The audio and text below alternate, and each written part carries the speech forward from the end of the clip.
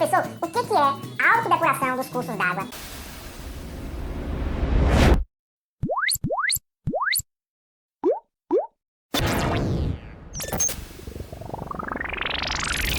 Galera, a autodepuração vai ser o restabelecimento do equilíbrio do meio aquático após alterações induzidas pelos despejos industriais. Nós temos nossos cursos d'água, que são rios, lagos e represas.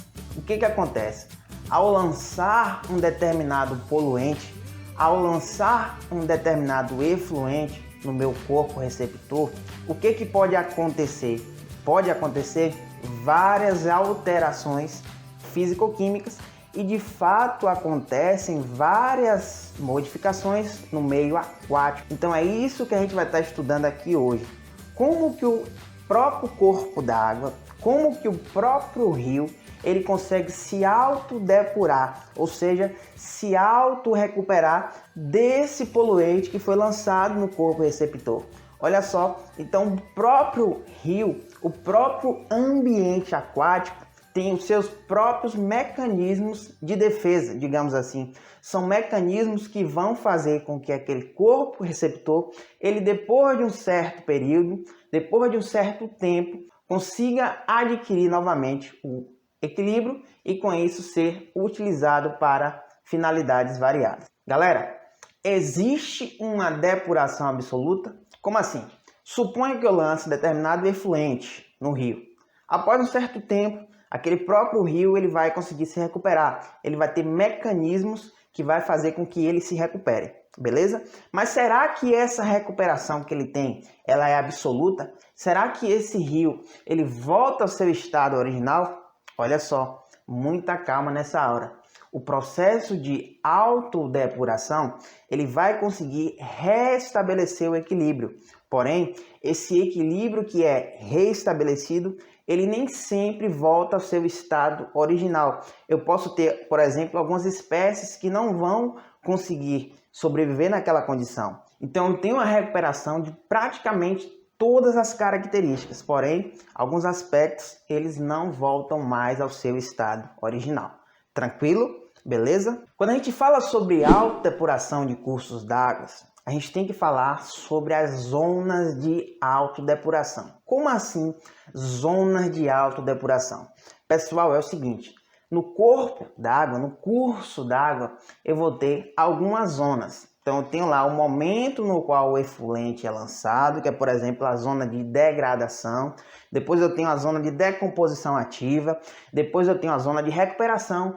E, por fim, a zona de água limpa. Mas como é que funciona isso? Quais são as principais características dessas zonas? Então, essas zonas são compartimentos. Compartimento 1, eu tenho a água limpa. O compartimento 2, eu tenho a degradação. Após a degradação, eu tenho a decomposição ativa.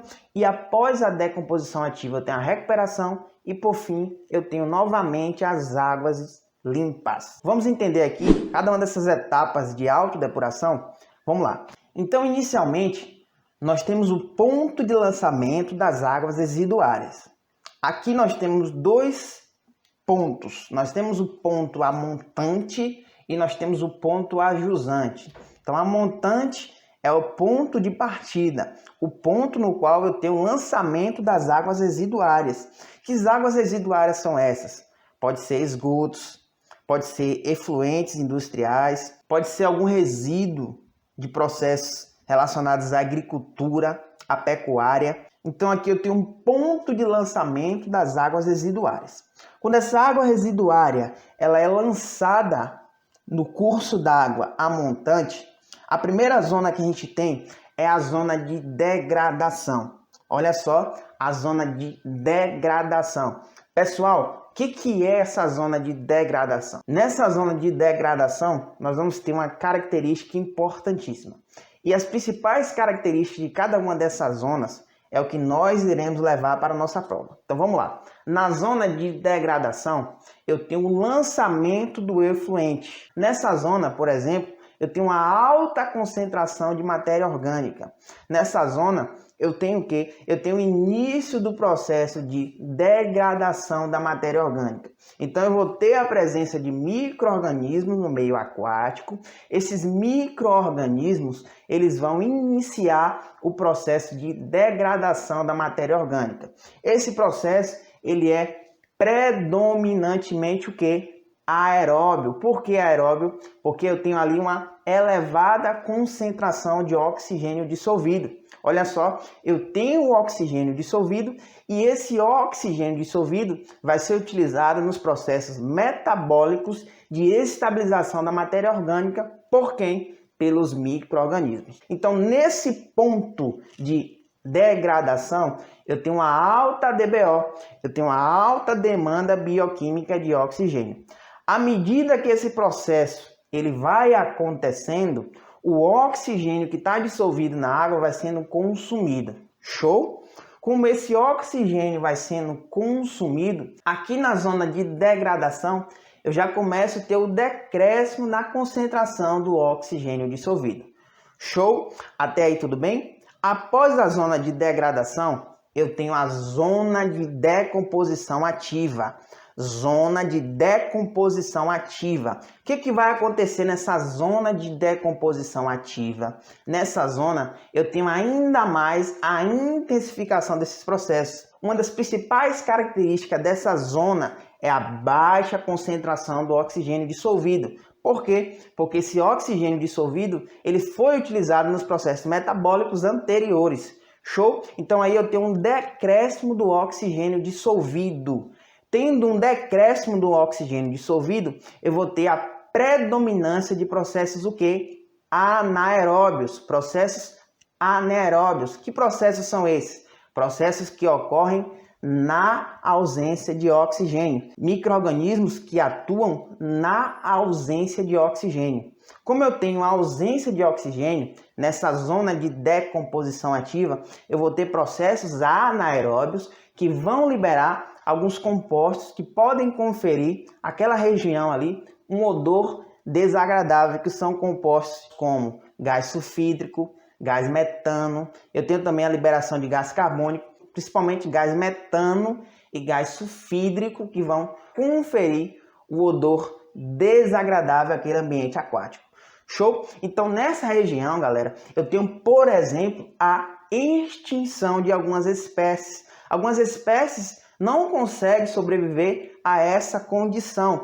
Quando eu tenho a baixíssima concentração do oxigênio dissolvido, ou até mesmo a ausência do oxigênio dissolvido, eu praticamente não tenho a vida aquática dos principais organismos. Eu vou ter, por exemplo, nessa região, o desaparecimento de algumas espécies. Algumas espécies de peixes, por exemplo, não conseguem sobreviver nessa zona, nessa região. Beleza? Após a zona de decomposição ativa, eu tenho a zona de recuperação. Olha só o nome, recuperação. O que vai acontecer na zona de recuperação?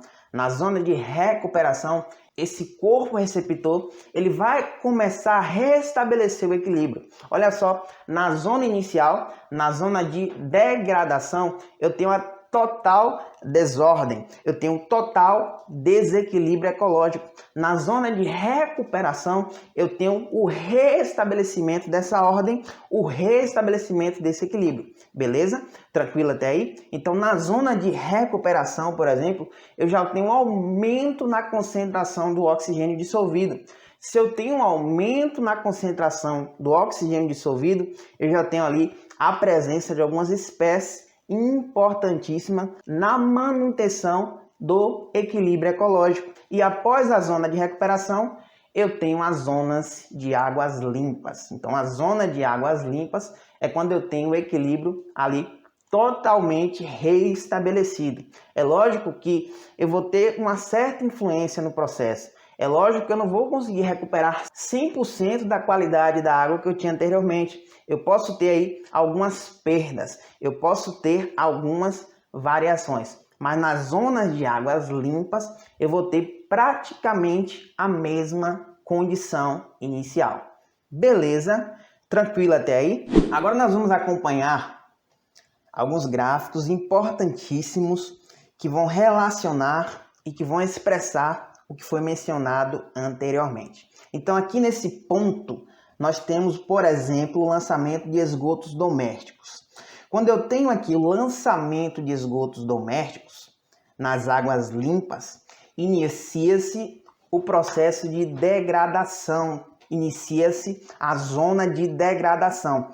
Perceba que na zona de degradação eu tenho uma elevada concentração de matéria orgânica. Matéria orgânica proveniente de onde? Proveniente dos meus esgotos. Show? Então aqui nesse ponto, nessa zona, eu tenho também a elevação da população de bactérias. Por quê? Porque essas bactérias, elas encontram alimento. Que alimentos são esses? Os esgotos, a matéria orgânica contida nos esgotos. Ao se alimentarem dessa matéria orgânica contida nos esgotos, as bactérias, elas vão se reproduzir, elas vão realizar processos e vão também consumir o oxigênio dissolvido, beleza? Ao consumir o oxigênio dissolvido, eu tenho uma diminuição na concentração de oxigênio. Por quê? Porque esse consumo de oxigênio pelas bactérias, eles aumentam. Então, automaticamente, eu tenho um decréscimo no oxigênio dissolvido. Show? Após a zona de degradação, nós temos a zona de decomposição. Perceba que o oxigênio dissolvido na zona de decomposição, ele é baixíssimo. E a concentração da matéria orgânica já diminuiu bastante. Por quê? Porque grande parte dessa matéria orgânica, ela foi estabilizada onde? Na zona de degradação. Na zona de decomposição, eu vou ter a estabilização agora por processos anaeróbios. Por quê? Porque eu tenho uma baixa concentração do oxigênio dissolvido. E após a zona de decomposição, eu tenho aqui a zona de recuperação. Perceba que a matéria orgânica ela diminui, porque ela já foi estabilizada nas etapas anteriores. A quantidade de bactérias também diminui e o oxigênio ele começa a aumentar, começa a ter uma concentração próxima à concentração de saturação. Aqui, por exemplo, eu tenho uma alta demanda bioquímica de oxigênio. Aqui eu tenho uma alta DBO e aqui eu tenho uma baixa demanda bioquímica de oxigênio. Show? E aqui eu tenho umas águas limpas, que é o restabelecimento do equilíbrio aquático.